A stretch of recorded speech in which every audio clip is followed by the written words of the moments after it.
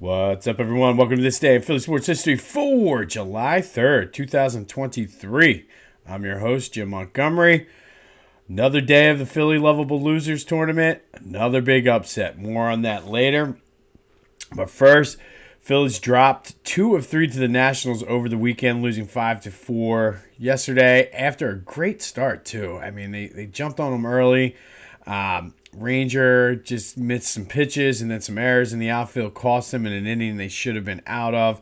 They ended up giving up a grand slam. Castellanos and JT both had homers for the Phils. Again, they're back to being inconsistent. 1 for 8 with runners in scoring position, and it's going to kill you every time. If they could just get that consistent like they did the other night, I think they're going to be all right. Congrats on Nick Castellanos on being named to the All-Star team.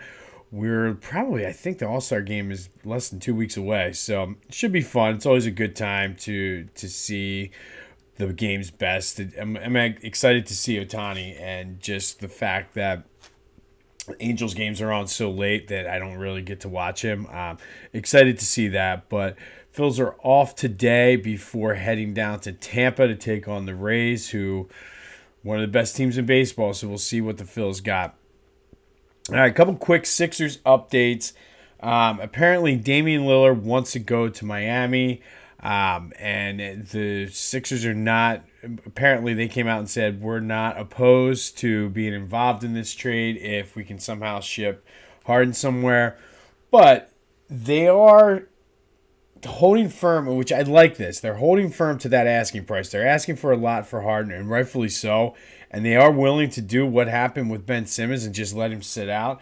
And, I mean, in my opinion, that would almost be the best case scenario. If he's not going to play, don't trade him for just nothing. And then if he's sitting out, obviously the team is not better. So it's almost like a mini tank situation where maybe you get a better draft pick for next year. And then Toby comes off the book. Harden comes off the book. So lots of flexibility there. And I'm glad that they're remaining strong with their asking price, and they're not going to take a discounted price. So I hope they hold firm to that and don't cave in and try to get it out. But and Harden was traded for Ben Simmons, so they were willing to wait on that. And again, like if it's going to make the team better or worse in the long run, I say you don't do it. You just kind of let him sit out and go from there. So we shall see what happens in the world of as the Harden turns. But that's the update for today. And with Damian Lillard, if he doesn't want to play here, he doesn't want to play here. I mean, that's perfectly fine. I wouldn't mind seeing them maybe take a run at Zach LaVine, though. He's a little bit younger. And also the Bulls are looking to get rid of him. But lots of options and lots of scenarios on the table. Apparently the front office is not looking to make a drastic, rash, quick decision. So let's keep that mindset throughout this whole thing. Union lost to Atlanta 2-0. Tough one down in Chester yesterday. They'll look to bounce back this week as well. Before we get into today's This Day, be sure to go to phillygoat.com for all of your Phillies sports apparel. We're going to do a lot of Phillies today because of the tournament and just what happened on this day. So go check out their Phillies gear. The Phillies are off. Why not buy a new Phillies t-shirt to support the team as you're going down to the shore? They can wear, get the Philly Fanatic one, red, white, and blue for 4th of July tomorrow. Whatever you want, they have. So go to phillygoat.com. Use the promo code Jim Montgomery for 10% off of your order. That's phillygoat.com. And make sure it has the authentic goat on the sleeve. All right, so it's going to be all Phillies now. And on this day, we're going to go back to 1993 again. So back-to-back days, we're going to 93. And yes, on this day, it was the second half of both of those doubleheader games as well as the normal game against the Padres. But also on this day, the Phillies made a trade with the San Diego Padres. They traded Tim Mauser to the Padres for Roger Mason straight it up. And he was okay during the regular season for the Phils, went 5-5 with a 4.89 ERA. But he was lights out in the playoffs. 10.2 innings, gave up 1 run, 5 hits, 1 walk, struck out 9. specifically in the World Series, he was lights out, and he's probably best known for the 2 games that he was pulled out of. Game 4 of that World Series, he was pulled out for a pinch hitter with an 11-7 lead. Ricky Jordan got out the pinch hitter for him, which he could have done on his own. Lenny Dykstra then homered to put the Phils up 12-7. And then from there, the rest of the bullpen choked. And I still to this day don't know why Fregosi pulled Roger Mason out of that game when he was dealing, especially with the bullpen being tired. And that they ended up losing that crazy 15-14 game because of the rest of the bullpen. And then after Schilling came out and gave everybody a rest and went the distance in Game 5, in Game 6, Jim Fregosi did it again. Roger Mason pitched like 2 1/3 innings, and he was money again.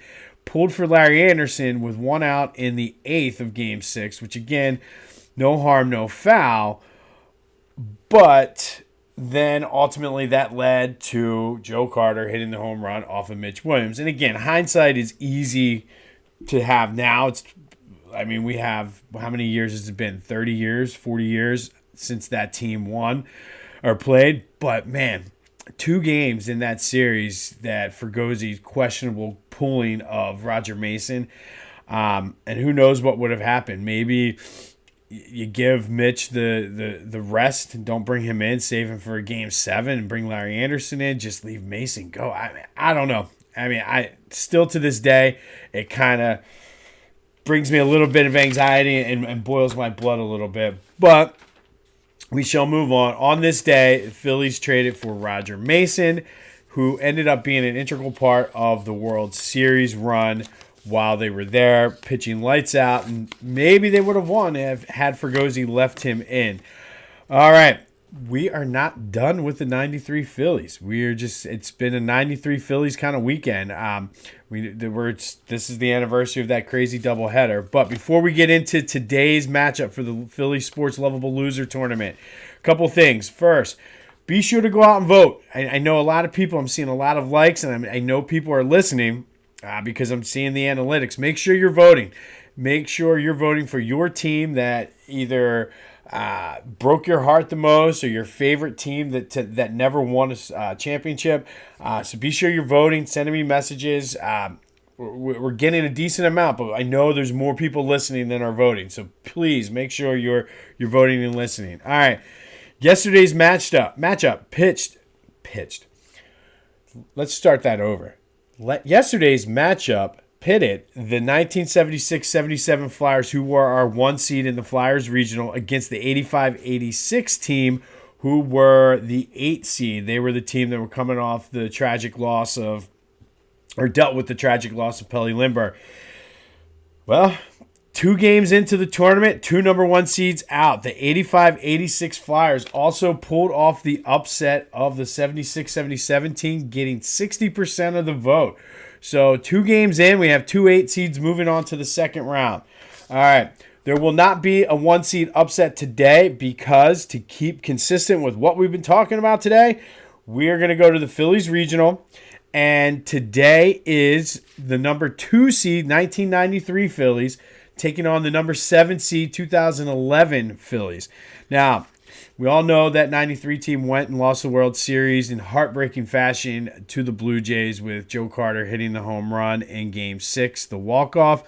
But that team was very, very good throughout the season. They were in first place every day that season except for April 9th after finishing last place the year before. They ended up with 97 wins.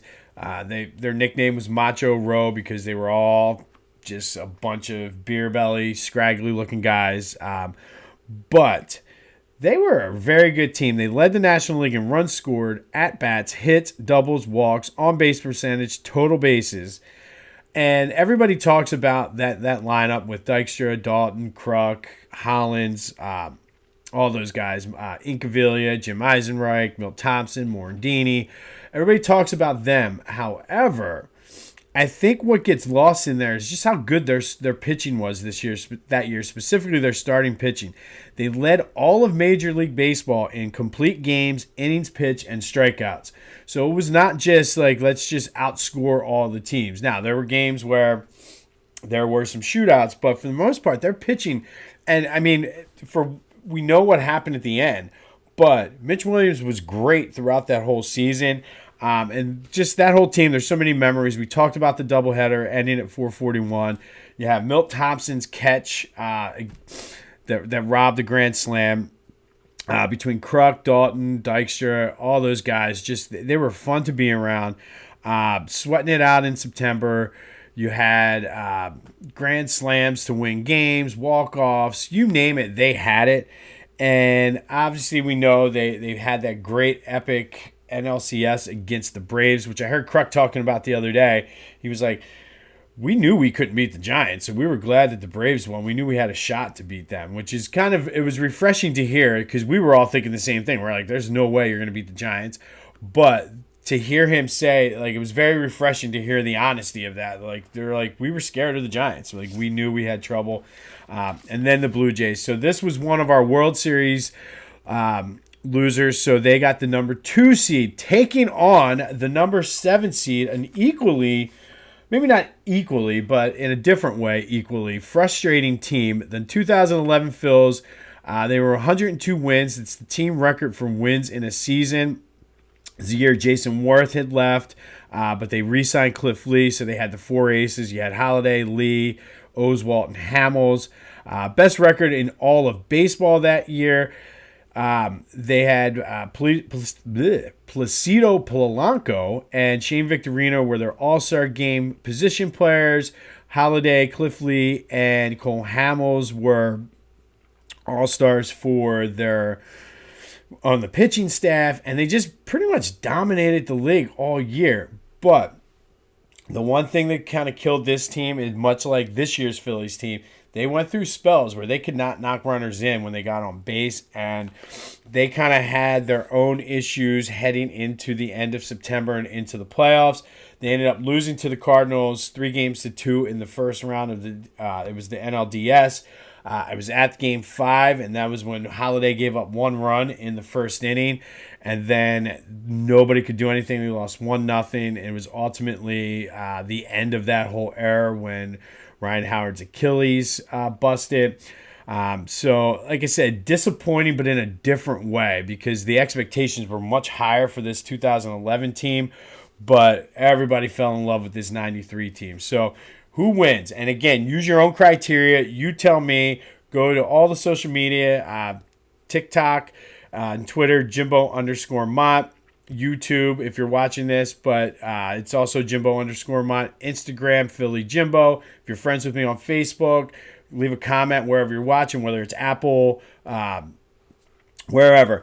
Leave the comment. If you're on Spotify, the poll will be right there through the app. But let me know. The number 2 seed 93 Phillies versus the number 7 2011 Phillies. And it's a very intriguing matchup. But let me know who wins, and we move on with the Philly Sports Lovable Losers Tournament. Be sure to go to Philly Goat and use that promo code Jim Montgomery for a little 4th of July shopping today.